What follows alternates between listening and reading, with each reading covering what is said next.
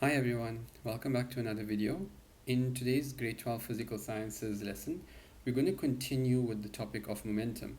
In our last lesson, we spoke about the change in momentum and we also discussed how to draw delta P vector diagrams. So in this lesson, we're going to take a look at Newton's second law in terms of momentum. Examiners love to integrate other topics together, and one of the things that they've brought in together here is Newton's second law. Now, the definition of Newton's second law in terms of momentum is the net or resultant force acting on an object is equal to the rate of change of momentum in the direction of the net force. Now, I'm going to show you how this definition and how the formula comes about. So we know from last year in grade 11 that F net is equal to ma. So I'll write here Newton's second law, F net equal ma. But from grade 11 and from grade 10, we know that acceleration can be rewritten as Vf minus Vi divided by delta t. Now I can replace the a with this equation and I can substitute it into my Newton's second law formula. So I'll then have F net is equal to m. Now instead of a, I'm going to write open bracket Vf minus Vi, and then because it's multiplication, it can be under one denominator all over delta t. Now we know from the last lesson that m into Vf minus Vi is the same as delta p. It is the same as the change in momentum. So F net is then equal to delta P divided by delta T. And that's where the definition comes from. The net force acting on an object is equal to the rate of change of momentum, so delta P divided by delta T in the direction of the net force. Now moving on, the next quantity that we're going to talk about here is impulse. Now, impulse is defined as the product of a net force and the time for which it acts. So, impulse is equal to F net. So, from the definition, the product of a net force and the time. So, multiplied by delta t. Now, you may recognize this from this previous formula that we just did. So if we look at the other formula that we did, F net is equal to delta P divided by delta T. If I take this across, I'm going to get that F net times delta T is equal to delta P. So what that means then is that impulse is also equal to the change in momentum. They are equivalent. So we have essentially now two formulas that we can use to calculate the impulse. So impulse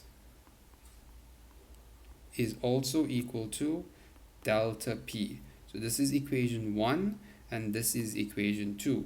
Now let's talk about the unit of impulse. Because the definition, or because impulse is defined as the product of a net force and the time, then the unit must be from that definition. So impulse will be F net is measured in newtons and time is measured in seconds. So N dot S is the unit that we will be using for impulse. Let's do some examples. So example 1, a car and the mass is 800 kilograms undergoing a crash test travels at 120 kilometers per hour east. The car suddenly hits the test barrier and comes to a stop in 0.2 seconds. So the question says find the impulse of the car. So to find the impulse of the car, let's use the formula.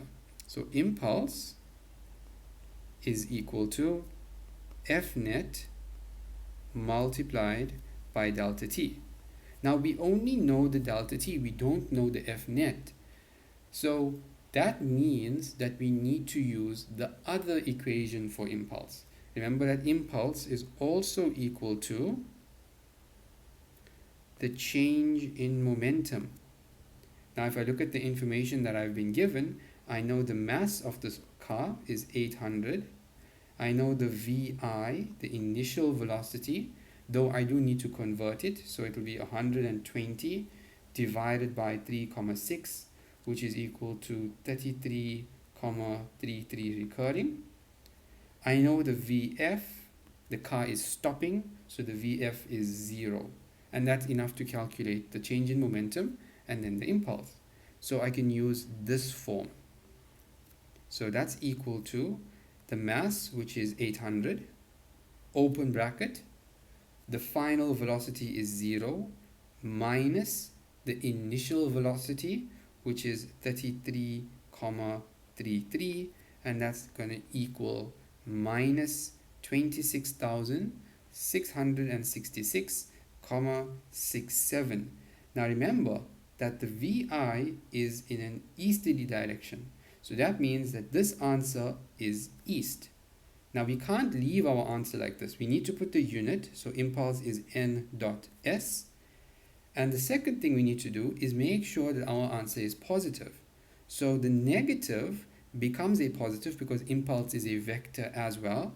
So I'm going to change it to positive 26,666,67 Newton second.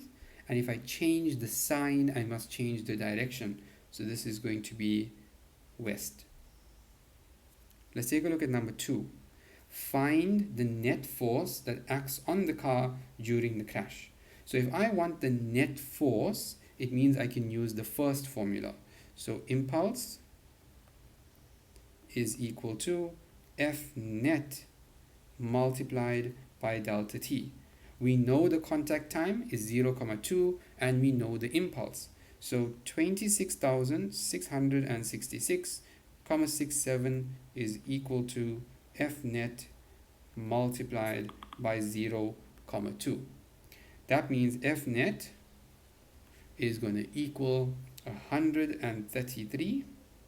So 133,333,33. F net is measured in newtons, and because the impulse we chose the positive value, that means the direction must follow. So the direction will be to the left. Let's take a look at one more example. We've got this question: a block with a mass of 20 kilograms travels at 15 meters per second east on a smooth path, suddenly reaches a rough portion of the path. So let's sketch this out. We have a block, it's traveling easterly at a VI of 15 meters per second and then reaches a rough portion.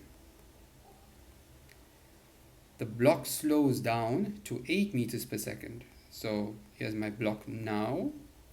It's now traveling here easterly. VF is 8 meters per second, and it takes 1 second to pass the rough portion. So the contact time, the time that it's in contact with this rough surface, is 1 second. Given that no other horizontal forces act on the block, find the coefficient of kinetic friction between the block and the rough portion. Use the impulse momentum theorem in answering this question. So we know the mass, we know VI, VF, and delta t, so we can calculate the impulse quite easily. So I'm going to choose east as positive because that's the direction of motion. So the impulse here will equal delta p. So that's equal to the mass, which is 20, open bracket, VF is 8, minus VI, which is 15, and that gives me an answer of minus 140 Newton seconds, and this is in an easterly direction.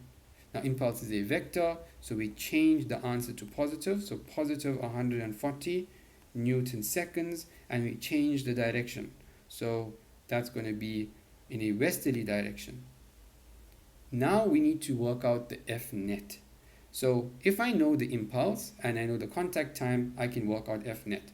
So F net multiplied by delta t is my impulse. So the contact time is 1 second.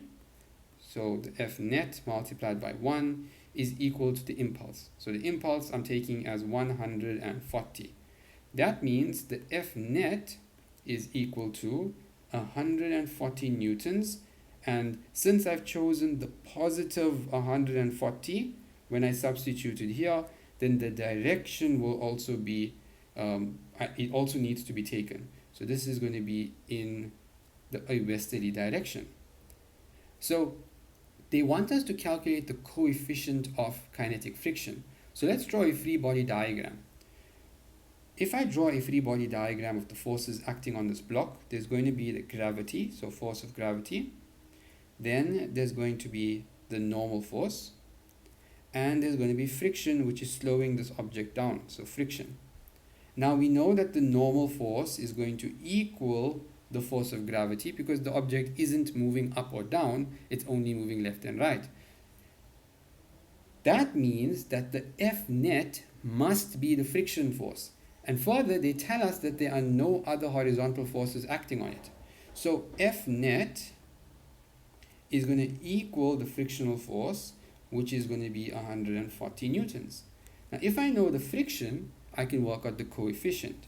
So let's go down here, and I can simply now say that friction is equal to mu k multiplied by n. Now, the friction is 140. That's equal to mu k, which is what we want, multiplied by n. Now, as we said, the normal force is equal to gravity, and gravity is mass times 9,8. So here we're simply going to say the mass of this object is 20 kilograms, and force of gravity is, or acceleration due to gravity is 9,8. That means mu k is equal to 0,71. There's no units for the coefficient, so that's our answer. And that's it. If you stuck around till the end, please don't forget to leave a like, share, and subscribe. It really helps the channel. And I will see you all in the next one. Thanks so much for watching. Bye-bye.